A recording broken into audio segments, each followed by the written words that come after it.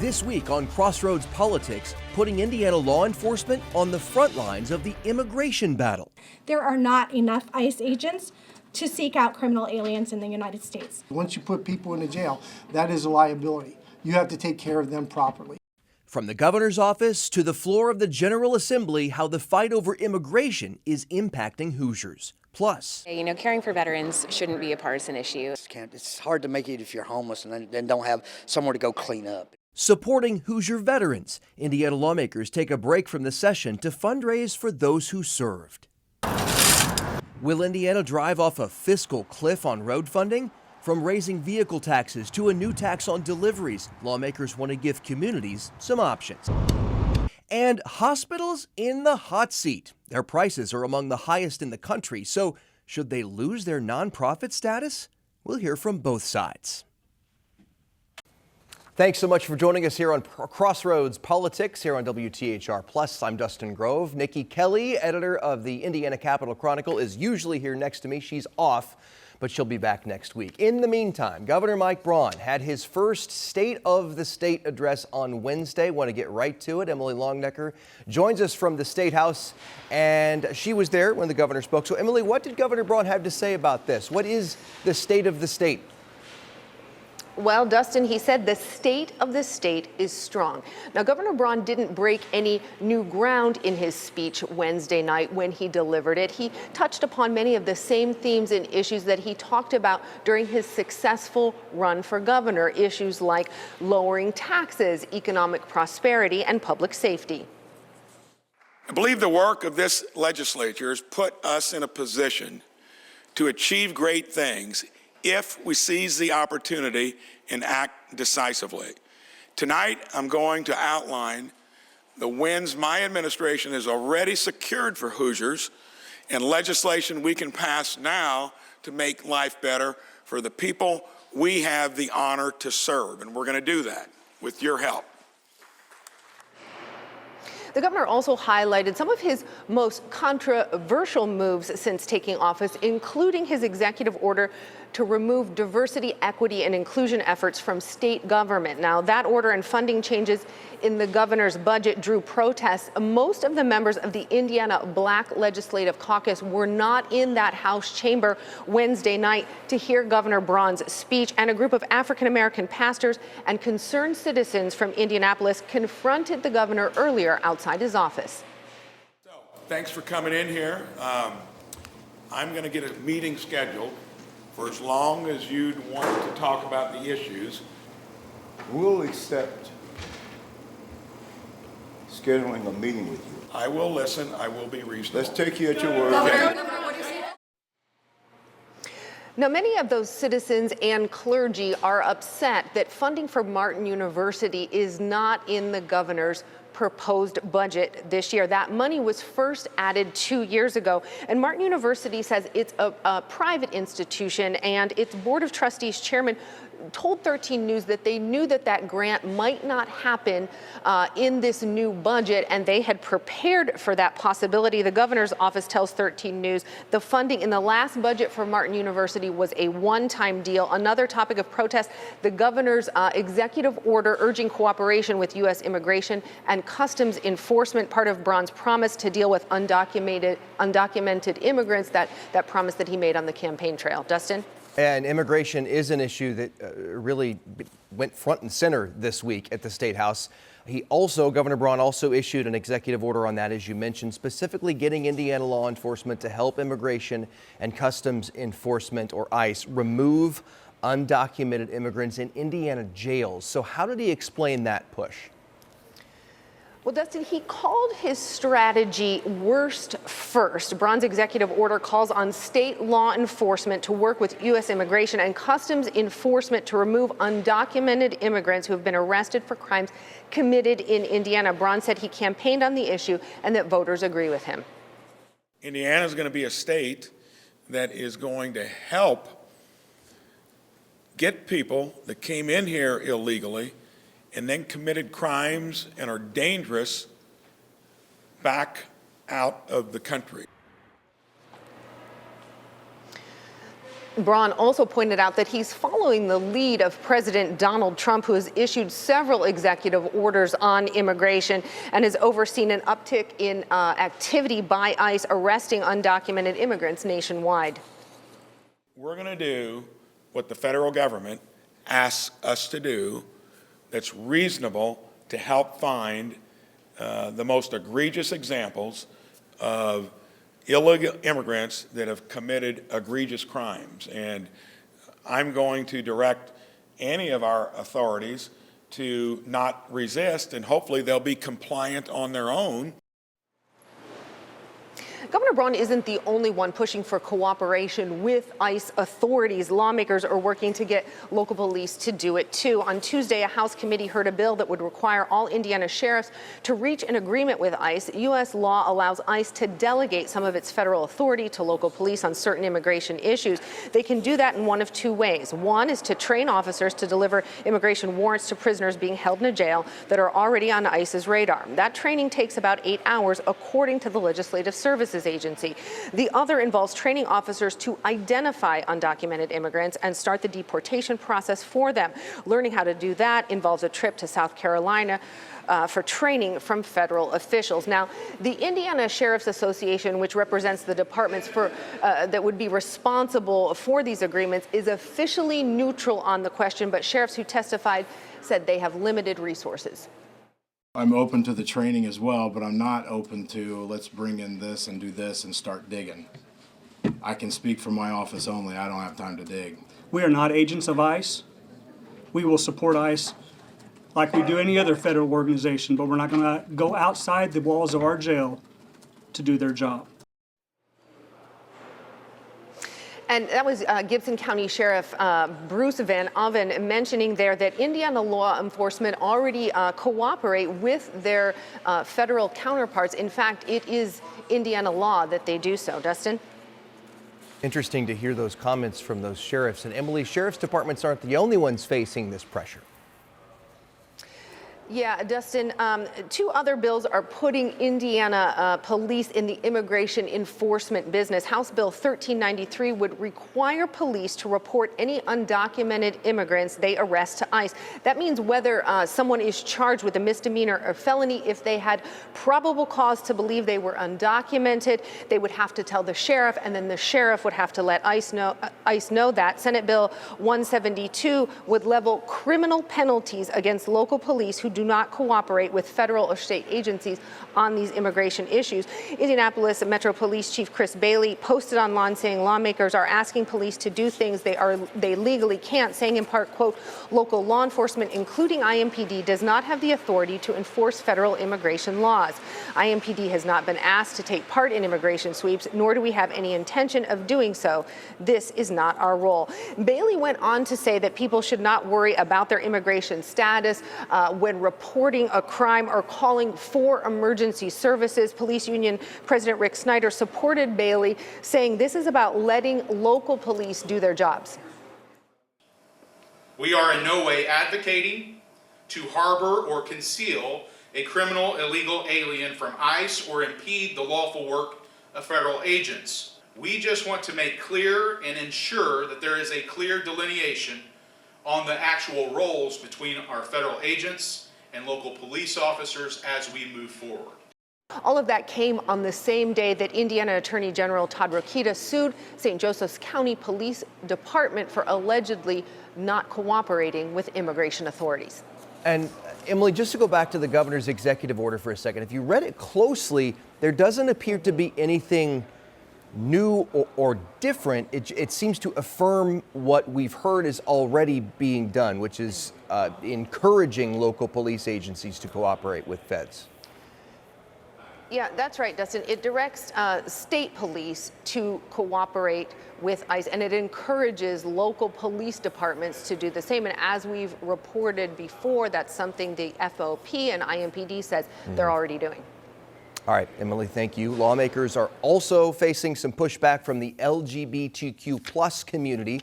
Last year, the legislature passed a ban on all gender-affirming care for people under the age of 18. It also penalizes those who help a child get that care, even if it is out of state. That's something, Emily, that activists and the families of transgender children are hoping to change this session. Yeah, Dustin, they want to change that and stop other legislation that they say targets transgender folks, the transgender community. One of those bills, some of that legislation would prohibit someone from changing their birth certificate to reflect the gender that they identify with, something that you can do right now if you have a court order. Thursday, supporters gathered to make their voices heard.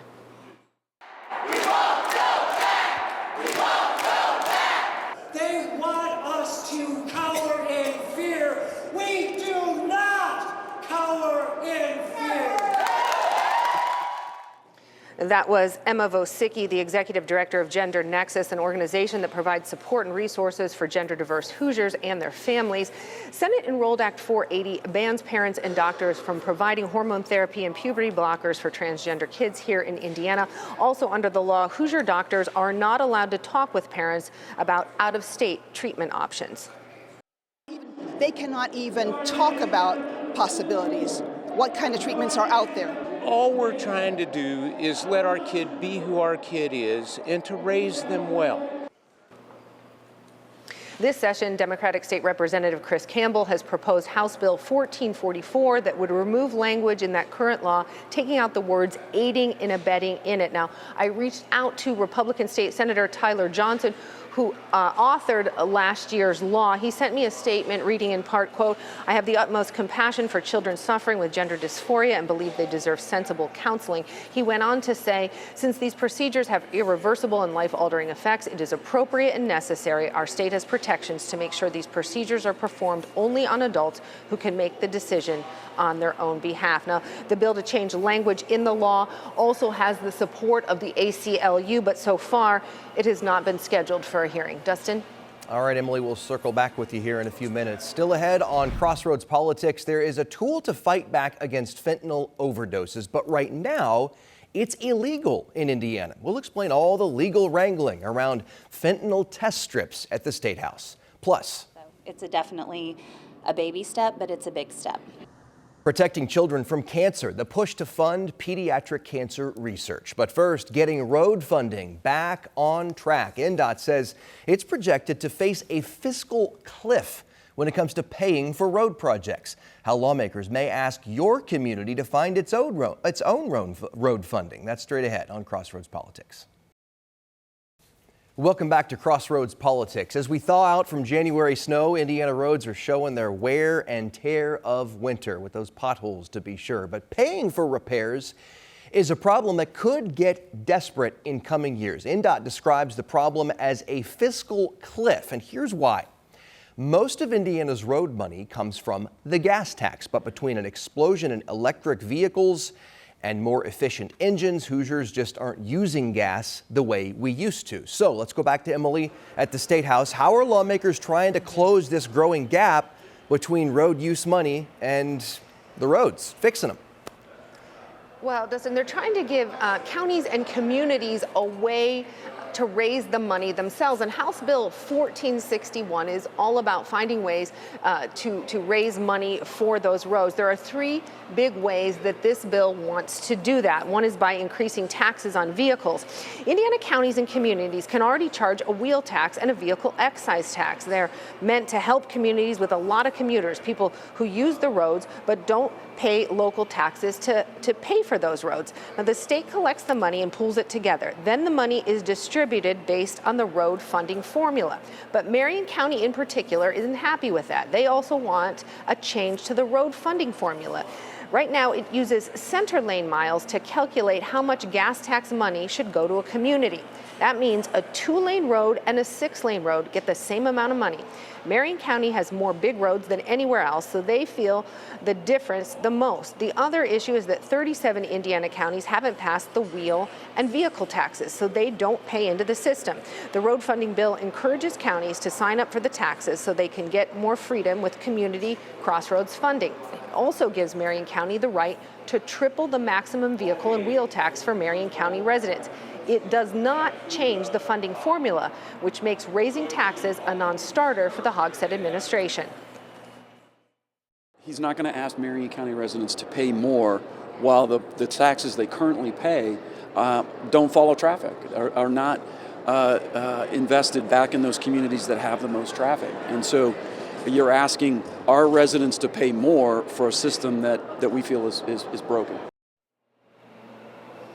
The bill also has another measure that is meant to help Indianapolis with its roads by letting it borrow more money. Indianapolis has a special district for issuing bonds. The city can levy a property tax to pay back those bonds, but the debt is capped at 4% of property values in the city. HB 1461 would remove that cap and replace it with a referendum. In effect, Indianapolis could borrow as much road money as it wanted so long as voters agreed to pay it. And there is an option for every community to capture some revenue from another big road user, right? If I remember correctly? Yeah, Dustin, that's right. And it's one that goes right to your doorstep. This bill creates a delivery fee as an option. It's a tax that would be added to every delivery in a county that adopted it. Under the bill, counties could charge the delivery service between 50 cents to $1 fee on every delivery made with a motor vehicle. If all Indiana counties adopted the fee in 2026, local governments could collect between $152 to almost $190 million a year. An organization representing 11,000 small businesses in Indiana says 80% of its members are against the measure. The introduction of a county option retail delivery fee applied to a broad range of transactions seems like a veiled tax increase, which would likely be passed on to consumers. This could stifle small businesses that are trying to remain competitive, and this would also be another blow for everyone, consumers and businesses alike, that are currently struggling with inflationary pressures. Supporters of the measure say they're not sure how an extra fee would hurt someone already paying an often high delivery fee. And I just find it hard to believe that 50 cents on top of those fees would be cumbersome. I've heard that, I will hurt food deserts. I got to tell you, if somebody's buying $35 wings and they end up with a grand total of $54.16. Now, Colorado adopted a delivery tax last year, but lawmakers there carved out an exception for businesses below a certain size that wouldn't have to pay that tax. But there's no language dealing with that in this proposed law here in Indiana. So is this bill just about new or increased taxes? No, there are some other moves shifting money from the Community Crossroads Fund to INDOT and from townships to local and county governments. It also says the Indiana Economic Development Corporation can't offer tax breaks or loans to developers that don't cover the costs of the infrastructure they need. For example, if you want a tax break for building a factory here in Indiana, you would need to pay for the service roads and the traffic lights that go into it. Okay, so is this moving forward? Does it have enough support? So I think we can expect some sort of road funding bill. The problem is very real, and lawmakers seem committed to dealing with it, but it is still very early, and how they deal with it could change. We could see some change on that. This bill did not get a vote in committee this week. There was a lot of testimony, but lawmakers stopped there. They didn't vote on it this week, Dustin. All right, something communities and drivers will all be watching closely. We got to do something. Emily, thank you. We've seen that lawmakers at the State House certainly don't agree on some issues, or at least how to tackle some of the issues facing Hoosiers. But a recent show of bipartisanship among lawmakers in the House helping one group of Hoosiers, veterans who are unhoused. And Emily is here to explain that. What happened, Emily? Kind of refreshing to see agreement here on this. Yeah, how about it? So every year, Republicans and Democrats in the House, they pick a charity to partner with that they want to support. And they encourage anyone who visits the State House to also support that charity, donating to it. They have donation bins outside the House chamber here on the 3rd floor and one up on the 4th floor. This year's charity is HVAF of Indiana, helping Hoosier veterans and families. That's Indiana's largest nonprofit provider for unhoused and near unhoused vets. You'll remember that this past October, they had a devastating fire at one of their largest housing properties, and that fire displaced 48 veterans. HVAF is still trying to rebuild and restock needed items, and they're hoping this philanthropy drive, partnering with lawmakers, will help them do that. Caring for veterans shouldn't be a partisan issue, and I think the Indiana House of Representatives choosing us as a charity this session shows how Indiana across the board is committed to supporting those who serve our country. I want them to know that their efforts don't go in vain. Maybe some may get misplaced, but as for me, it's got me off the streets. I'm working, I'm trying to be a productive member to this community. That's what they need, It's hard to make it if you're homeless and then don't have somewhere to go clean up and to try to get a job, go to work the next morning. That was Tommy Martin, one of the veterans that this drive will help. The drive runs through April 1st, and you'll see many lawmakers donating over the next few months, and they're inviting the public, if they're coming through the State House, to donate as well. Drops items off, non-perishable food items, hygiene products, household items in these bins that are located, one on the 3rd floor outside the House chamber, and then in the south atrium on the 4th floor. There are bins there, and they're hoping that folks will come through and donate. Dustin? Hopefully so. All right, Emily, thank you. Other news now, our 13 Investigates team is following several bills during this session related to stories the team has been working on in the last year. Our 13 Investigates reporter Sierra Putman is joining us with the latest on that. And Sierra, you have an update about an effort to decriminalize test strips. And big news about this effort. 2 identical bills have made progress in both the House and the Senate. But first, let me explain what these test strips are. We're talking about tiny strips that allow people to test substances for fentanyl and other drugs. And so we've reported the last couple of years about hospitals and other groups handing out these test strips. If I remember correctly, the goal was to prevent drug-related deaths. So what was the issue? That is what we talked about in our investigation. This is what we talked about in our investigation. There was confusion over the way our current drug paraphernalia law is written. Now, Indiana outlaws items that test for, quote, purity of a drug. There is big debate over whether or not test strips do that. Some prosecutors and state police believe they do test a drug's purity, and for that reason, they say just having a test strip could be breaking the law. I found that out firsthand when I asked state police to help us show people how test strips work. A spokesperson for ISP told me if I brought a test strip onto their property, I would be breaking the law. Wow, that had to have come as a shock. We were so shocked by that. And created some confusion on the part of a lot of people. Yes, and that's one of the reasons why we're doing this story, is because we spoke to CEOs and local groups that said because of that confusion, they weren't able to help people they wanted to. This is what one CEO told me, and she helps a lot of people who are dealing with addiction. We should not find people as confused as myself. Our goal has to be, we want to help people, but I can't put my employees at risk. Okay, so clearly some confusion here and some shock. Is this the first year lawmakers have tackled this? No. Last year there were several bills, proposed bills that could have tackled this. One even passed out of the House with bipartisan support, but it did not receive a hearing when it went to a Senate committee. I spoke to the chair of that committee last year. He said he just did not have the votes. But this year, that same senator, he gave it a hearing, and this is what people had to say during that event. This bipartisan bill clarifies existing statutory language to ensure that individuals possessing test strips or field test kits are not in violation of Indiana code. I believe its elegance is in its simplicity. This bill will make a difference and help people, but here's what it does not do. It doesn't encourage, promote, glamorize, or legalize any kind of drug use. Shortly after that, the bill passed out of committee unanimously, and it could go up before the Senate for a full vote as soon as next week. Okay, so that's the Senate. What about the House? Well, the House, they've already passed an identical bill, and the language in that bill would make those fentanyl test strips and other test strips legal. So it sounds like this is getting a fast track this session to becoming law. That's what it looks like. What changed? Well, you know, the wording of the bills that are moving forward, that has changed. Okay. But we also notice a change in who's actually writing these bills. Last year, the people who were leading the charge, those were Democrats, and it's very notable that the lead authors now have an R by their name.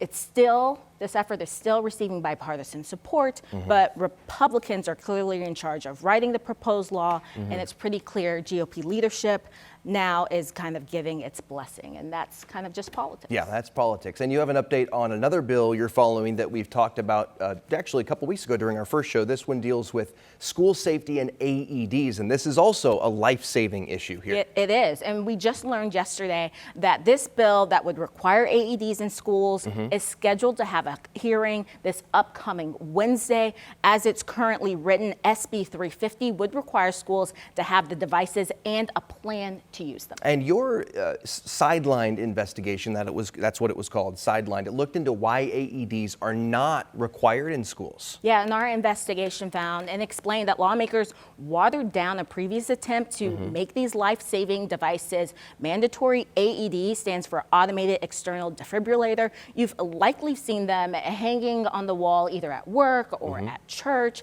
And these little devices can help restart someone's heart if they experience sudden cardiac arrest. As part of our investigation, we reviewed hundreds of school policies and plans and found many schools did not have plans to make sure students and staff were able to quickly respond to a cardiac emergency. But you think this bill will change that?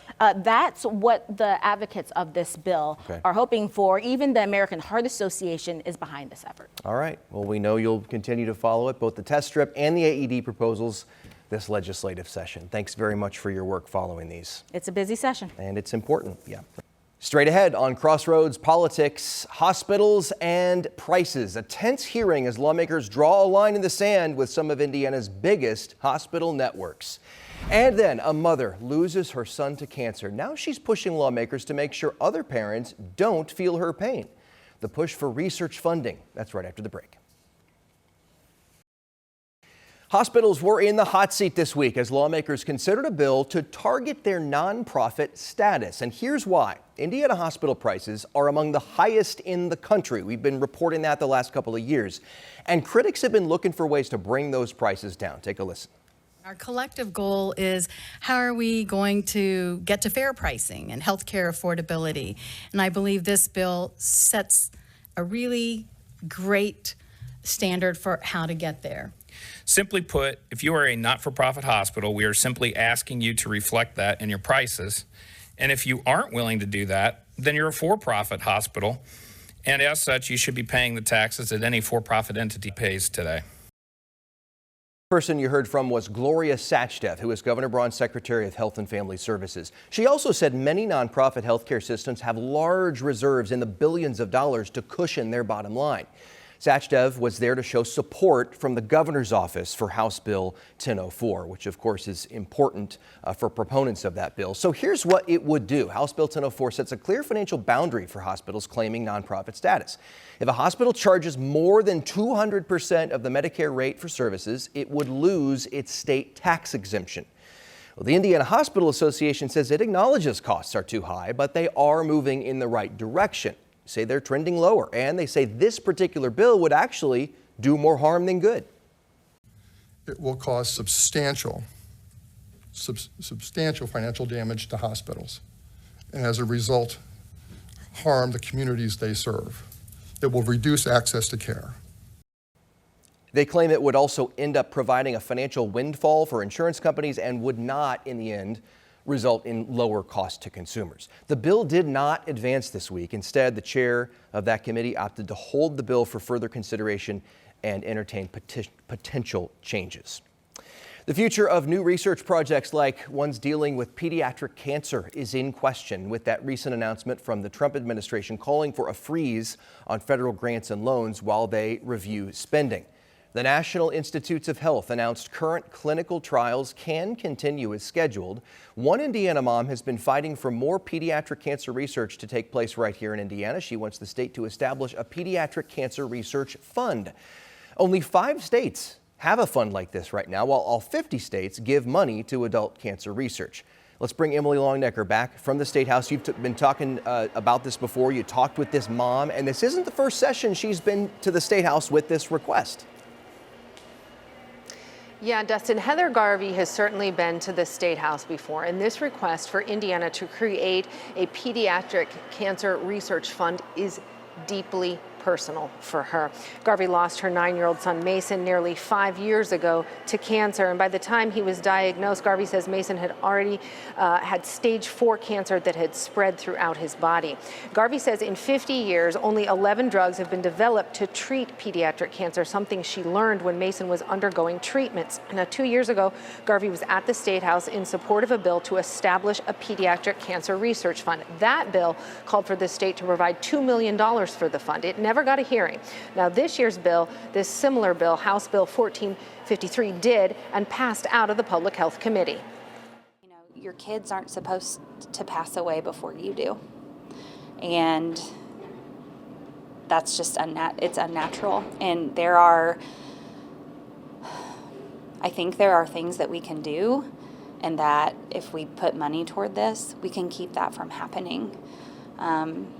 We need funding, and we need to bring awareness. So it's passed through. So what's different with this bill this time? Well, this bill does not ask the state for any money for this fund. It simply makes a way for this pediatric cancer research fund to be created, and then nonprofits could donate into this fund, and then the money would be dispersed to Indiana universities that do pediatric cancer research. So it's passed out of committee. We'll see where it goes from here. Dustin? A mom on a mission. All right, Emily, thank you.